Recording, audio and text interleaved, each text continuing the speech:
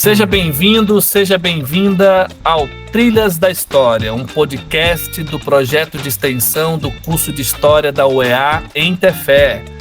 Você já sabe, pode acessar os episódios do Trilhas no YouTube, Spotify, Deezer e Amazon. Tudo na palma da sua mão, tá? É só digitar Trilhas da História e se inscrever e seguir nosso podcast. Compartilha aí com seus amigos, com seus familiares, vizinhos, enfim. Faz correr aí o link desse podcast.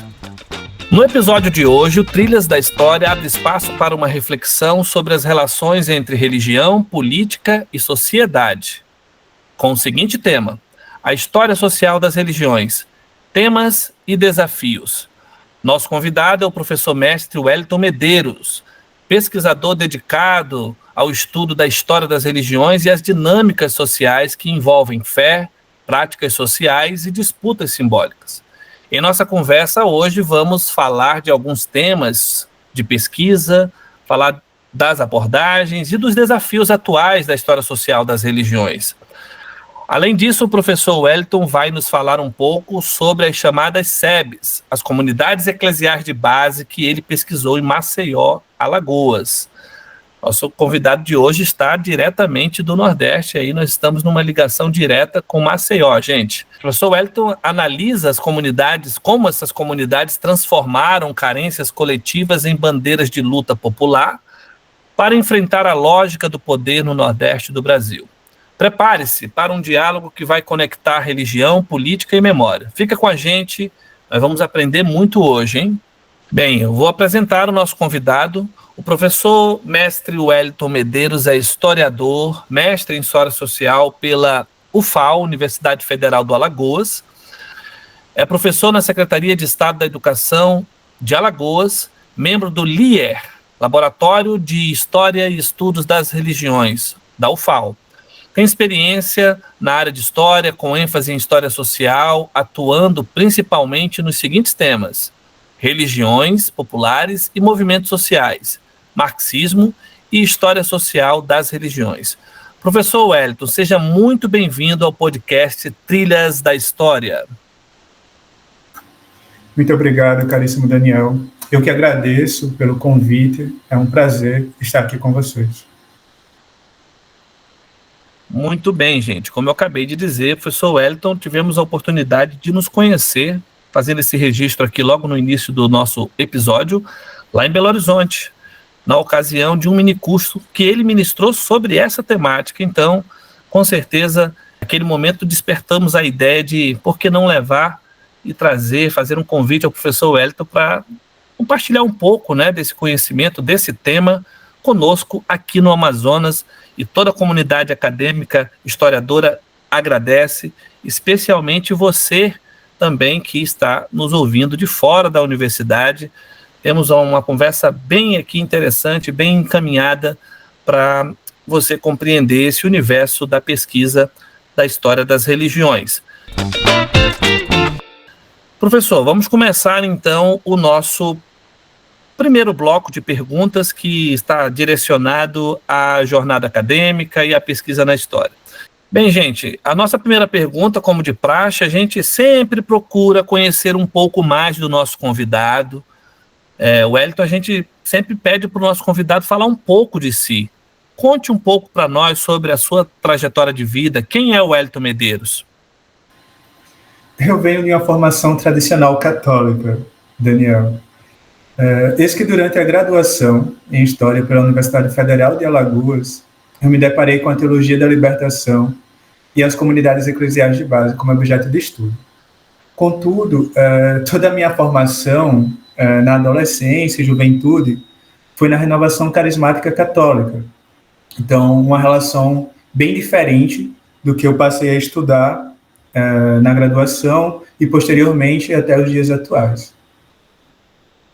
É um divisor de águas, digamos, a minha experiência no curso de História na UFAL, o meu contato, devo mencionar aqui a pesquisadora Irineia Franco, que é coordenadora do LIER, Laboratório de História e Estudo das Religiões, e a partir não só do contato com a teologia da libertação, Mas é muito importante também destacar que, a partir da teologia da libertação como objeto de estudo, e com a pesquisadora Irineia Franco, com quem eu mantenho trabalhos ainda hoje, e é uma grande parceira, na verdade, de pesquisa atualmente, passo a utilizar o materialismo histórico dialético como método privilegiado de investigação sobre o campo religioso. Então, tem duas grandes mudanças, né, a partir daí. Durante o mestrado, eu dou continuidade à pesquisa que eu inicio na graduação sobre a teologia da libertação e sua experiência concreta, que são as comunidades eclesiais de base, as SEBs.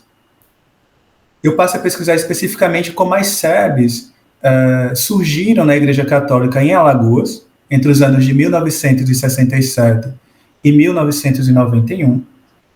E a partir desta pesquisa, evidencia-se que as concepções político-religiosas das SEBs, fundamentadas nas contribuições teórico-práticas da teologia da libertação, levaram a uma organização, a uma afinidade eleitiva com os movimentos populares.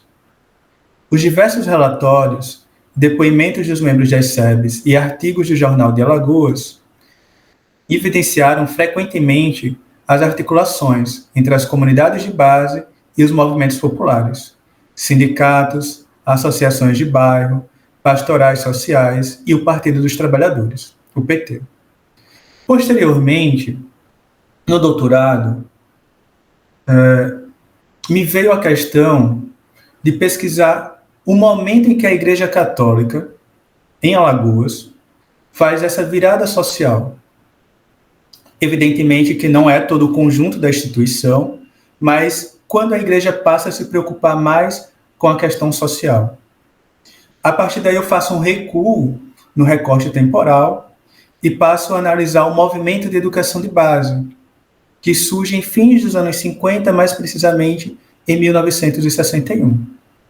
Então, atualmente, no doutorado, na Universidade Federal Rural do Rio de Janeiro, eu estou pesquisando sobre o desenvolvimento do movimento de educação de base e a apropriação dos espaços através de transformações sociais engendradas pelo movimento em Alagoas, produzindo espaços de dissenso e transformando carências coletivas em bandeiras de luta.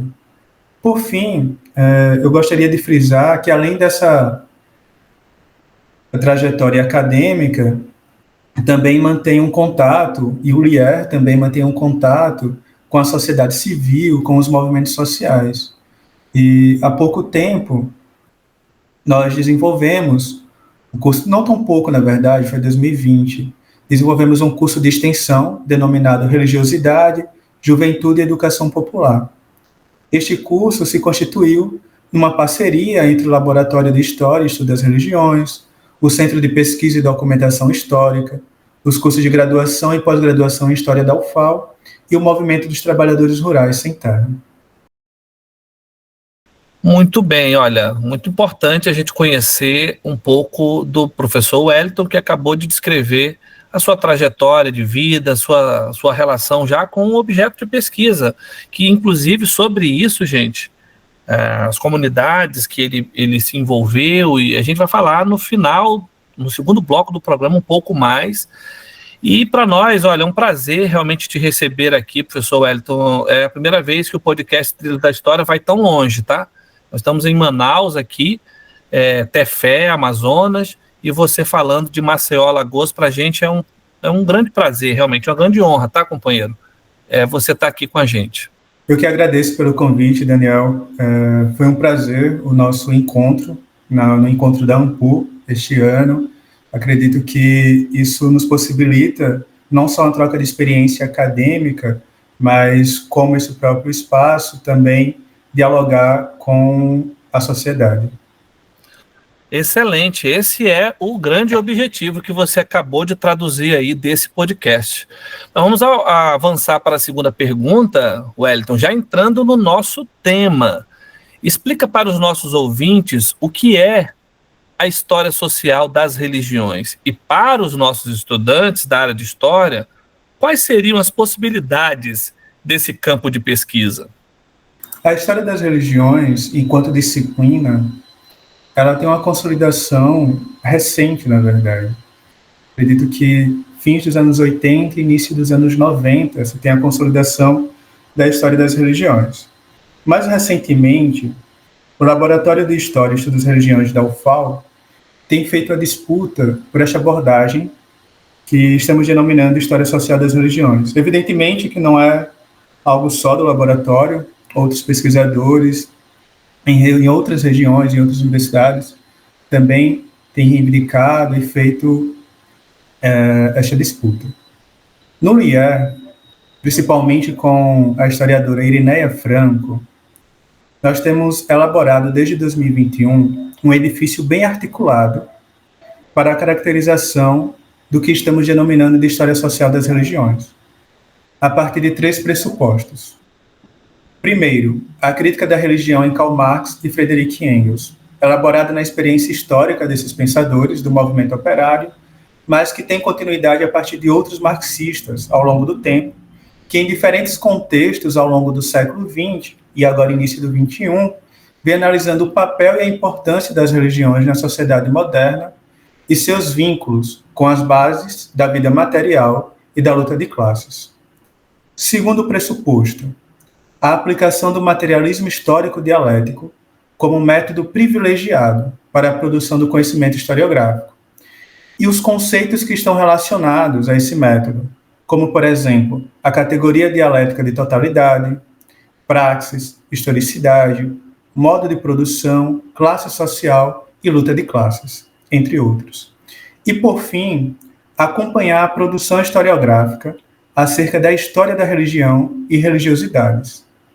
No que concerne a esse último pressuposto, ou seja, a historiografia, evidentemente, refere-se ao resultado das pesquisas sobre o campo religioso, que aplicaram o materialismo histórico como paradigma teórico-metodológico no estudo e na crítica da religião, situado em um contexto histórico específico e um meio ambiente social concreto e determinado. De acordo com o sociólogo franco-brasileiro Michel Levy, Marx e Engels desenvolveram um novo modo de análise da religião, baseado no estudo dos vínculos entre alterações econômicas, conflitos de classe e transformações religiosas. Apesar de nem sempre evitarem o reducionismo, eles abriram o campo da pesquisa que se mantém até hoje no centro da sociologia das religiões. Em 1846, com a obra A Ideologia Alemã, os autores apresentaram uma análise propriamente materialista e histórica da religião.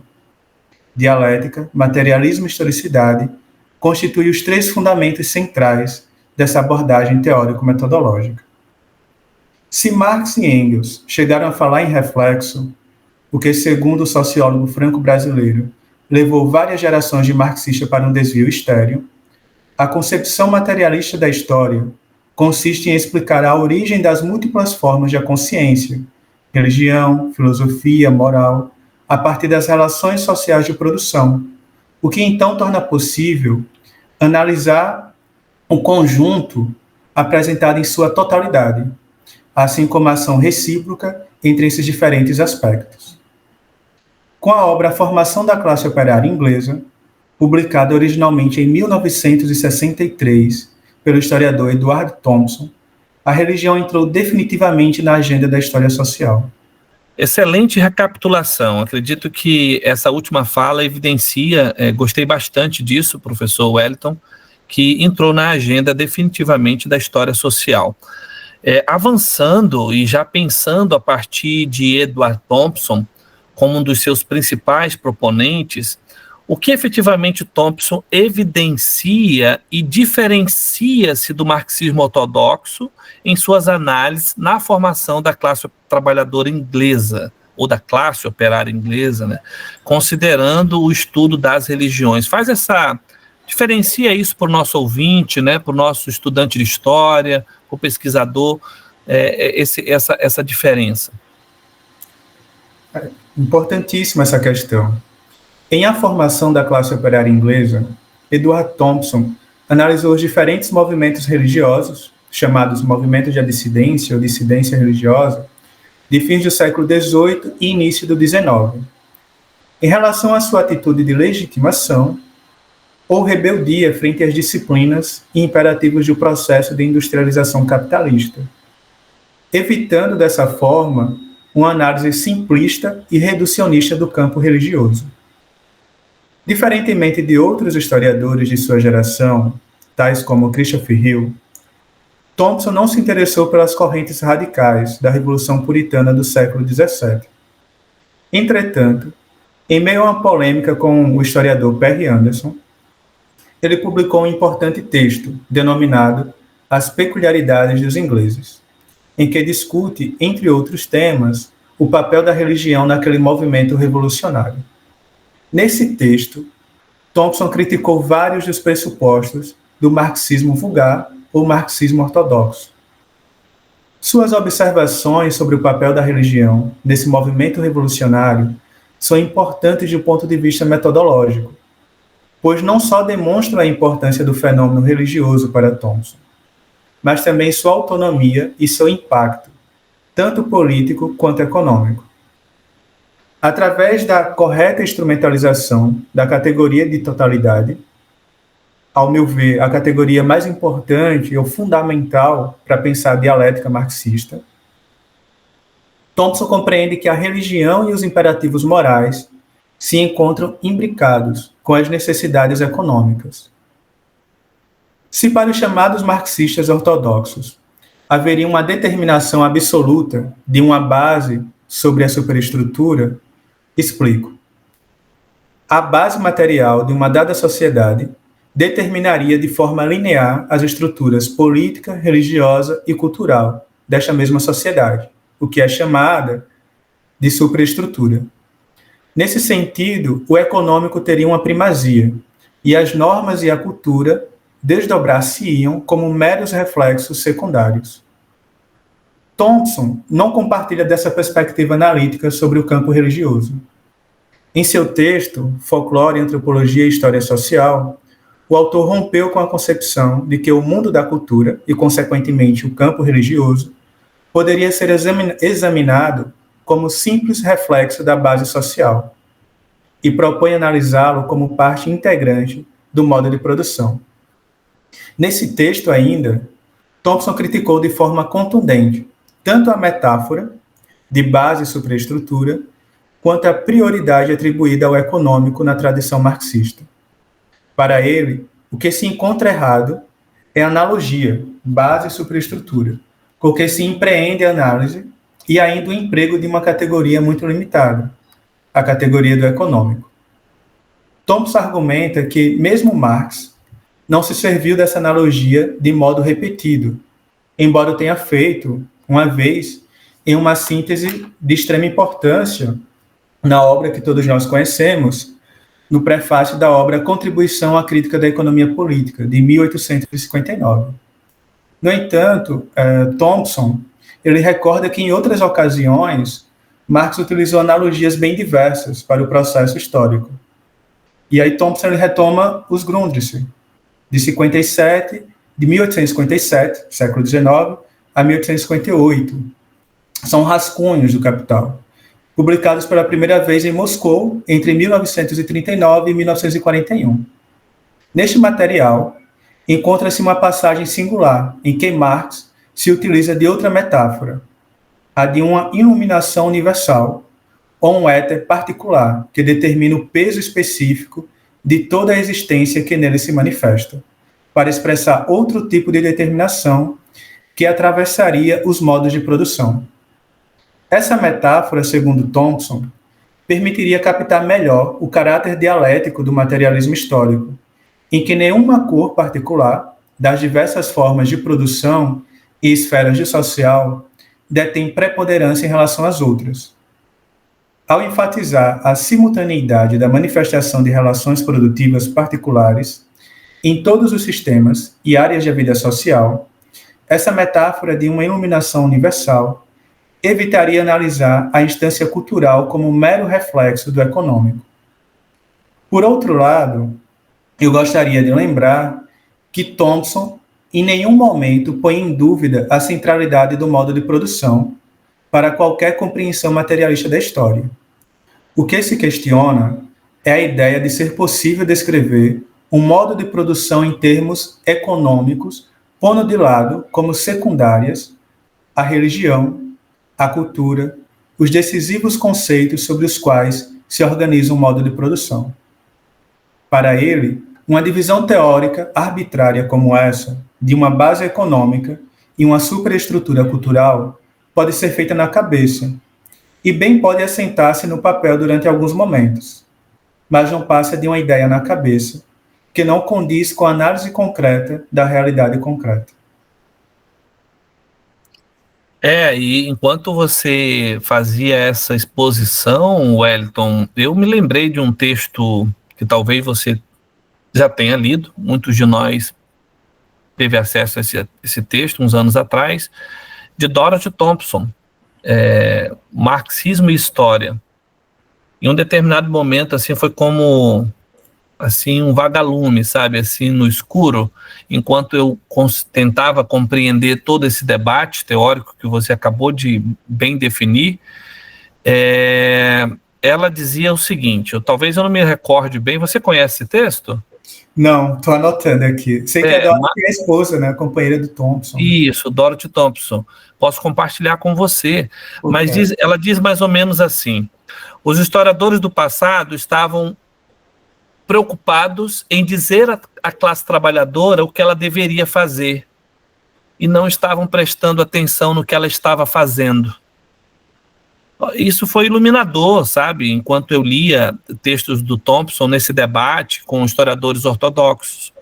É claro que isso aqui não estava, você ouvinte que está aí nos ouvindo, não estava no nosso roteiro, mas ele provocou essa lembrança desse texto, né? Eu li, acho que lá no ano de 2014, 2015, um texto de, acho que de 10 páginas, História e Marxismo, de Dorothy Thompson, esposa do Edward Thompson, repetindo, os historiadores do passado estavam mais preocupados em dizer à classe trabalhadora o que ela deveria fazer, em vez de prestar atenção no que ela estava fazendo, que é justamente isso que emerge, não como reflexo da história social, mas imbricada nela, né, que você acabou de explicar, esse fenômeno em si, do fazer-se da classe trabalhadora que precisava, e que Thompson descortina isso como ninguém.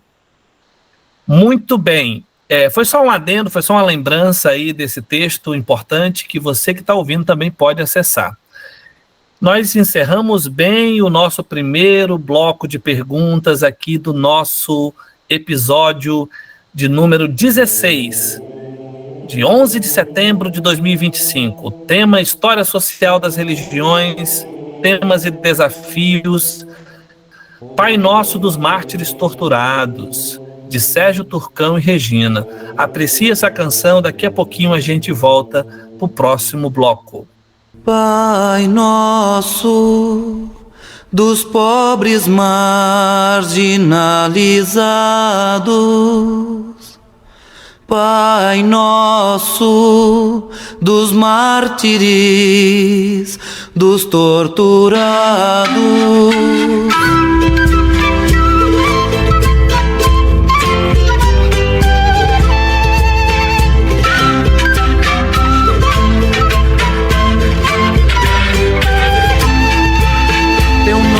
É santificado naqueles que morrem defendendo a vida. Teu nome é glorificado quando a justiça é nossa medida. Teu reino é de liberdade, de fraternidade, paz e comunhão. Maldita toda a violência que devora a vida pela repressão.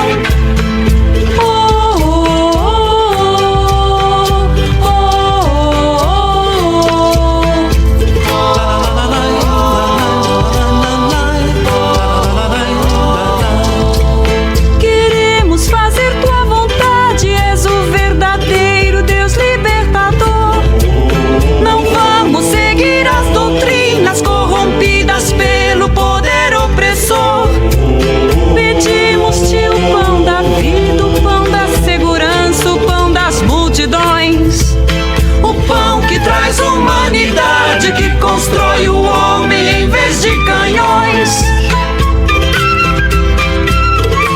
Muito bem, não conhecia essa canção, linda canção. Obrigado por ter nos indicado essa música, professor Wellington. Nós vamos agora retomar o nosso segundo bloco de perguntas. É uma parte que a gente já analisa e conversa um pouco com o nosso convidado sobre a pesquisa dele e, inclusive, a sua importância para o tempo presente. Gostaria de ressaltar mais uma vez que você pode interagir conosco, tanto aí no YouTube quanto nas outras plataformas de áudio. Você pode mandar a sua pergunta. Os outros pesquisadores têm sempre sido muito gentis em voltar lá, responder, dar um feedback ali. A gente quer também essa interação, saber se vocês estão gostando, o que vocês entenderam do assunto. E agora nós vamos iniciar mais um bloco de perguntas com o professor Wellington. Professor Wellington, nessa primeira pergunta do segundo bloco, explica para os nossos ouvintes o que é o movimento de educação de base e qual sua relação com a chamada esquerda católica. Então, os primeiros anos da década de 1960 foram marcados por um intenso debate em torno do papel da educação de jovens e adultos no Brasil. Nesse período, a educação tinha um importante papel para aqueles que almejavam superar as desigualdades e transformar as estruturas sociais do país, ao mesmo tempo que o processo de alfabetização se reafirmava como estratégia para a formação de eleitores. Essa perspectiva em relação ao papel político da educação de adultos era compartilhada tanto por políticos de esquerda quanto de direita, embora com ações e caminhos distintos. Os diferentes espectros políticos se esforçavam pelo exercício e influência entre as camadas populares alcançadas pelos movimentos educacionais. A Igreja Católica não ficou de fora desta disputa, muito pelo contrário, era um importante agente envolvido. A hierarquia e o laicato católico se fizeram presentes nos empreendimentos mais significativos no início dos anos 60. Dentre eles se destacaram o Movimento de Cultura Popular, em Recife, a campanha de Pé no Chão, Também se Aprende a Ler, em Natal, e o Movimento de Educação de Base, que atuou nas regiões Norte, Nordeste e Centro-Oeste. O MEB, o Movimento de Educação de Base, foi criado em março de 1961, por iniciativa da Igreja Católica, em parceria com o governo federal. O MEB tinha como principal objetivo desenvolver um programa de educação de base por meio das escolas radiofônicas. A criação desse movimento está organicamente relacionada ao prestígio que o governo federal deu à proposta ao arcebispo Dom José Távora, em nome da CNBB, Conferência Nacional dos Bispos do Brasil, ao recém-eleito presidente Jânio Quadros. Desse modo, Igreja e Estado estavam juntos em um mesmo propósito, a educação de base, porém com objetivos diferentes. Enquanto o Estado desenvolvia preocupações políticas em relação aos números de analfabetos apresentados pelo país e com isso melhorar a visibilidade do governo, a Igreja aumentava sua preocupação com o desenvolvimento do ser humano e sua promoção enquanto sujeito de sua própria história, conforme o modelo de igreja que se desenvolvia naquele momento. No âmbito religioso, destacam-se dois motivos principais, pelos quais a Igreja tinha se colocado a favor da criação de um movimento de educação de base. O primeiro estaria contido na carta proposta, enviada antes da posse do presidente, em que se sugeria a possibilidade de uma educação popular ampla, partindo da ideia de que a população necessitava de forma urgente, não só de alfabetização, mas também de bases para o seu desenvolvimento pessoal. Atrelado a esta primeira interpretação, entende-se que a promoção humana de populações de baixa renda e desassistidas pelo poder público também se configurou como uma estratégia para conter a expansão das organizações de esquerda no campo, principalmente no Nordeste, as ligas camponesas, em que no início dos anos 60 está se expandindo por todo o território nacional. No plano de emergência para a Igreja do Brasil, em 1962, o episcopado brasileiro identificou 4 perigos mortais na América Latina, dentre eles o marxismo. Os principais intérpretes do movimento de educação de base e os dados coletados por mim durante as entrevistas, comprovam que a ação católica exerceu uma influência substancial, principalmente advinda de um de seus ramos, a JUC, Juventude Universitária Católica. Os documentos de estudo e de reflexão de maior repercussão e utilizados como subsídios, principalmente no período de inflexão do MEB, em 1962, foram produzidos por ex-juquistas. É importante destacar também que os principais assessores nacionais, supervisores estaduais e também nacionais, professoras, eram da Juventude Universitária Católica. A esquerda católica no Brasil teve múltiplas fontes e, sem dúvida, já vinha fermentando por algum tempo quando emergiu como um corpo coerente de ideias e atividades em fins dos anos 50 e início dos anos 60. No entanto, isso aconteceu dentro de uma geração específica de estudantes ativistas da JUC. Assim, como mecanismo para se antepor à expansão da esquerda no campo, as ligas camponesas, o MEB deslocou parte da igreja em direção às classes subalternas e às forças sociais que lutavam em prol de transformações estruturais. Soma-se a esse fenômeno uma geração de jovens provenientes de ação católica especializada, principalmente da Juventude Universitária Católica, atuando no espaço acadêmico, lado a lado com marxistas. Muito bem, acredito que ficou bem contextualizado esse movimento de educação de base, esse contexto histórico que o professor Wellington já descreveu, e agora a gente vai aprofundar, tá? Quais as estratégias, então, que o MEB encontrou para enfrentar a lógica de poder historicamente estabelecida no Nordeste, que é o seu contexto de pesquisa, rompendo com a rede de controle a serviço das elites políticas, avessas às manifestações populares e organizações coletivas? Apresenta aí para a gente, assim, de maneira bem geral, quais foram seus ganhos aplicados à população comum? A literatura acadêmica, Daniel, reconhece que o movimento de educação de base, o MEB, desenvolveu uma das experiências mais importantes de alfabetização de jovens e adultos na perspectiva de educação popular, o que seria designada posteriormente de educação para a libertação. A partir de uma análise conceitual sobre o conteúdo e o significado dos processos de educação popular, Luiz Vanderlei, em sua obra Educar para Transformar, evidenciou que, juntamente com o sistema Paulo Freire, a prática pedagógica do MEB, entendida em termos de conscientização e politização, foi a que mais se aproximou da educação a partir dos interesses de classe da classe trabalhadora. No período de implantação do movimento de educação de base em Maceió, entre os anos de 62 e 63, a Igreja Católica ainda exercia grande influência sobre o movimento. A escolha da coordenação, por exemplo, era feita pelo arcebispo Dom Adelmo Machado, e na sua composição sempre existia uma freira. Sobre uma linha fortemente conservadora da hierarquia católica, os primeiros anos foram caracterizados por uma prática fiel e inquestionável do grupo em relação aos objetivos gerais, mediados pelos anseios e metas traçadas pelo arcebispo. Já na sua segunda fase, entre fins de 63 e início de 65, o MEB recebeu forte influência do sistema Paulo Freire e da animação popular, modificando a sua ação e metodologia. Assumiu uma postura crítica das estruturas sociais e políticas estabelecidas e em defesa da transformação social. Para alcançar esses objetivos de transformação social, através da ação coletiva, o movimento fez uso do sistema de alfabetização desenvolvido por Paulo Freire. Professor da Universidade de Recife, Freire privilegiava o processo de conscientização na educação popular.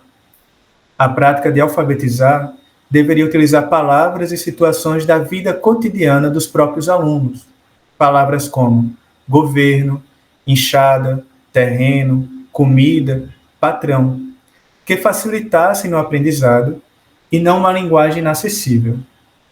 Entender a realidade do estudante e trabalhador e, através dela, ensinar aos jovens e adultos fazia parte não apenas do processo de alfabetização, mas também da conscientização do que era a comunidade e de seu fundamental papel na transformação da mesma.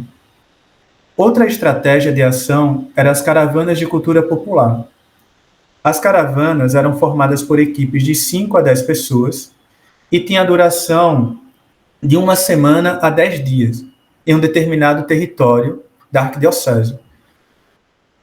É bom demarcar que o MEB atuava nas dioceses, no território das dioceses, arquidioceses. A arquidiocese de Maceió, por exemplo, ela comporta um território de 35 municípios, que vai desde Maceió até o norte de Alagoas, onde faz divisa com Pernambuco. Durante essa semana de ação que caracteriza as caravanas de cultura popular, levantava-se as reais necessidades da comunidade em um diálogo, ou seja, era fundamental, todo o processo ele era baseado em um diálogo, em uma relação horizontal. Era por meio dele que todo o processo seguinte era construído. Além da organização e mobilização das comunidades, as caravanas populares tinham como objetivo a formação de líderes, que junto às associações e sindicatos dariam continuidade ao processo iniciado. Assim, a partir de uma visão crítica da realidade, com vista à sua transformação, o MEB articulava ações de curto prazo e de longo prazo, o que era denominado de animação popular. O movimento desenvolvia uma educação para a vida comunitária e de participação coletiva nos problemas e soluções de cotidiano. O MEB promoveu diversas ações sociais concretas nas diferentes comunidades periféricas do espaço social que corresponde à Arquidiocese de Maceió, ao ponto de conseguir dos poderes públicos energia elétrica, ponte, parada de trem, ônibus, escola, posto de saúde. É bem interessante a gente ouvir essa resposta, professor Wellington, porque você efetivamente conclui dizendo sobre os ganhos aplicados, né, os benefícios à população, como sendo aquela organização que mais bem proveito trouxe às necessidades duras do povo. E eu imagino, né, fazendo essa comparação histórica que existe no Brasil, como esses movimentos devem ter sido perseguidos, né?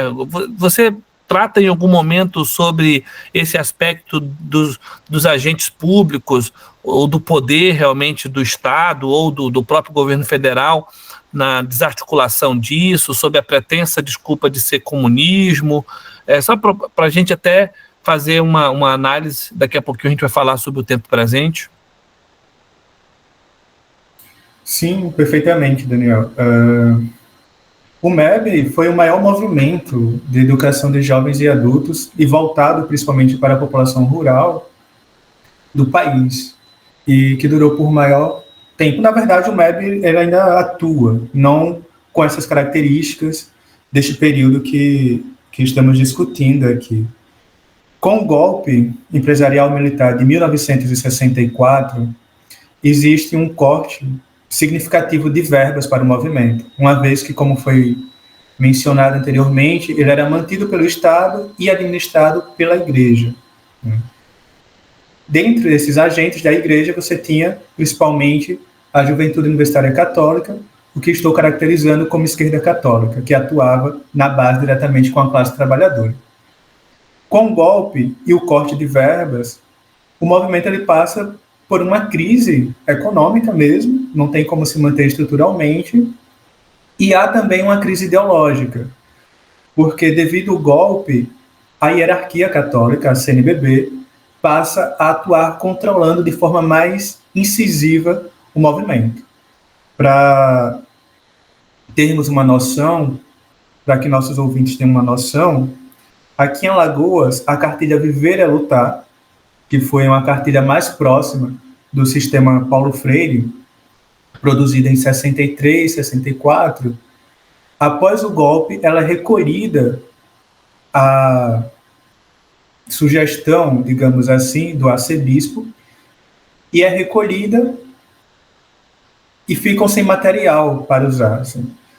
Ao que se sabe é que essas cartilhas são destruídas devido ao golpe. Então você tem uma crise econômica, maior controle da hierarquia e destruição do material.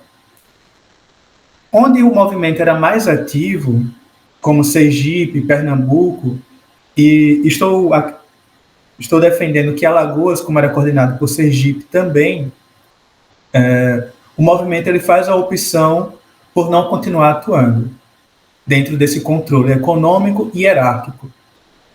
Dessa forma, ele é desarticulado entre 65 e 66 e volta a atuar apenas entre 77 e 78, ali no período da redemocratização. Claro que ele não é articulado em todo o território nacional. Outras regiões continuam atuando, mas não com essa característica de enfrentamento, de conscientização, de politização. Sim, sim. E houve, por assim dizer, naquilo que você tinha abordado a partir da perspectiva da história social das religiões, existe ainda a possibilidade de se encontrar algum vestígio, alguma documentação que se encontre alguma dissidência religiosa que tenha procurado dar sentido e continuidade ao trabalho? Sim, é sempre bom lembrar que a religião ela não é um bloco homogêneo, né? Acho que nunca é demais frisar isso. Então, alguns dos supervisores, eles passam a atuar, eles saem do MEB e passam a atuar mais com a ação popular, que vinha da JUC e posteriormente vai adentrar no PCdoB. Contudo, outros agentes, eles passam a atuar nas comunidades eclesiais de base. Eu observei na minha dissertação de mestrado que as comunidades eclesiais de base, que é diferente do movimento de educação de base, elas surgiram aqui em Alagoas, onde anteriormente já tinha atuação do MEB. Então, na região de bairros operários, periféricos, em comunidades rurais, onde anteriormente o MEB atuou. Então, alguns agentes eles continuam agora nas sedes, com a teologia da libertação, com o cristianismo da libertação. Então, há esse movimento. Então, há uma ruptura, evidentemente, alguns membros vão migrar, outros irão continuar com essa experiência religiosa, mas não mais dentro do movimento. Nós que estamos ouvindo essas histórias, reminiscências da nossa memória recente, não tem como, professor Wellington, a gente não perceber paralelos com o Brasil contemporâneo, né? Embora haja certa homogeneidade em alguns movimentos religiosos de cooptação, você bem frisou, e isso é importante você ouvir, nenhum movimento é ou deve ser considerado homogêneo. Gente, está maravilhosa essa conversa aqui, mas nós vamos chegando já na nossa última pergunta, que tem a ver com essa questão do tempo presente. Eu acho que vale a pena fazer uma reflexão final para a gente fechar, professor Wellington, pensando no tempo presente, o que essa história tem a dizer aos cidadãos brasileiros de hoje, católicos ou não católicos, e que efetivamente se preocupam com as questões de ordem comum, de sobrevivência, daquilo que efetivamente, como dizia lá o antropólogo Clifford Geertz, né, as superfícies duras da vida, né, as questões duras que efetivamente diz respeito ao ser humano, as pessoas estão vivendo, indo e vindo ainda hoje. O que você teria a refletir de modo muito a aplicar essa história aos cidadãos brasileiros de hoje, católicos ou não católicos, mas também aos historiadores do tempo presente? Bem, gostaria de encerrar destacando que as preocupações do campo religioso nunca ou dificilmente se restringem aos assuntos de ordem religiosa. Em outras palavras, dificilmente haverá como compreender uma instituição religiosa sem analisar sua atuação a partir de uma lógica própria, evidentemente, na esfera política. Desse modo, o cientista político norte-americano, Scott Manwaring, ele diz que a questão não é se a igreja está ou não envolvida na política, mas como ela está envolvida. O fenômeno do bolsonarismo evidenciou as mediações entre os âmbitos do político e do religioso. que não podem ser compreendidos adequadamente sem levar em consideração a estrutura de classes da sociedade capitalista. No entanto, essa relação ou fluidez entre o político e o religioso não é algo novo, conforme se observa em minha pesquisa sobre o movimento de educação de base ou na obra mencionada, A Formação da Classe Operária Inglesa, de Edward Thompson. O que é novo e deve ser problematizado é a conformação que assume na sociedade brasileira contemporânea de grupos neopentecostais protestantes e certos segmentos do catolicismo ligados à renovação carismática católica, em defesa de uma política proto-fascista. No entanto, é importante assinalar, novamente, que o campo religioso não é um bloco homogêneo. Assim, observamos simultaneamente a atuação de grupos religiosos, tanto protestantes quanto católicos, em defesa da democracia, da justiça social e críticos desse proto-fascismo. Em uma sociedade dividida em classes sociais, como a nossa, evidencia-se a atuação de diversos grupos no interior dessas instituições religiosas, e os seus pressupostos políticos derivam muitas vezes da concepção de igreja quanto à sua missão religiosa. As ações de cada grupo refletem preferências valorativas e conflitos políticos dentro da própria instituição. Qualquer modelo específico de igreja protege alguns interesses, mas sempre em detrimento de outros. Em relação aos aspectos estruturais da sociedade capitalista e do conflito de classes, observa-se que esses influenciam parcialmente a instituição. Obviamente, os agentes religiosos detêm interesses institucionais, mas deve-se considerar que se encontram inseridos em um momento histórico e meio ambiente social concretos e determinados por certas conformações estruturais, no nosso caso, do capital. Muito bem, eu acho que nós, historiadores do tempo presente, temos muito o que pesquisar nesses ambientes, nesses campos, por assim dizer, de pesquisa. Muito obrigado, professor Wellington, realmente foi muito bom, esclarecedor.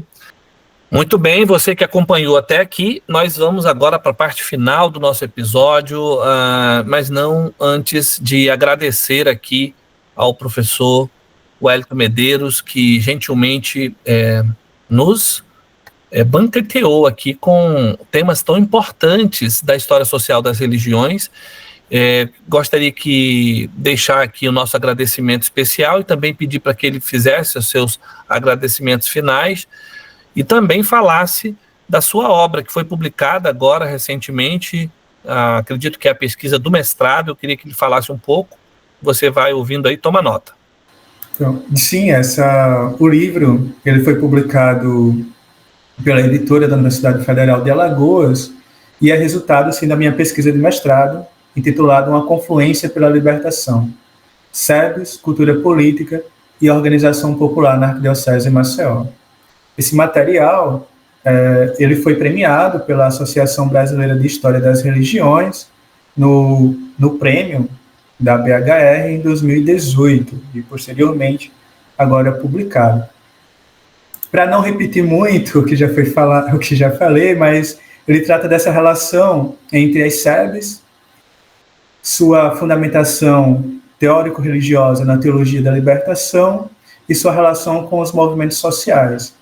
Eu destaco especialmente o movimento dos trabalhadores sem teto, aqui em Alagoas. Gostaria também de agradecer principalmente ao convite do professor Daniel e aos ouvintes do podcast Trilhas na História, por esse espaço para compartilhar um pouco da minha pesquisa e do que estamos confabulando. Muito bem, para nós foi um grande prazer, um grande privilégio. Honestamente, aqui nós abrilhantamos o nosso Trilhas da História. E não esqueça, professor Wellington, de fazer correr esse link aí para todo mundo aí no Nordeste, especialmente aí em Maceió, acessar esse episódio, seguir nosso podcast. Eu gostaria de agradecer mais uma vez a você que nos ouviu. Interaja conosco, Acesse nossas plataformas aí no YouTube, Spotify, Deezer e Amazon. Segue o nosso Instagram. Fique atento aos nossos próximos episódios. Nossa segunda temporada está só começando. Até o próximo episódio, gente. Tchau, tchau. Tchau, professor. Um grande abraço. Tchau, Daniel.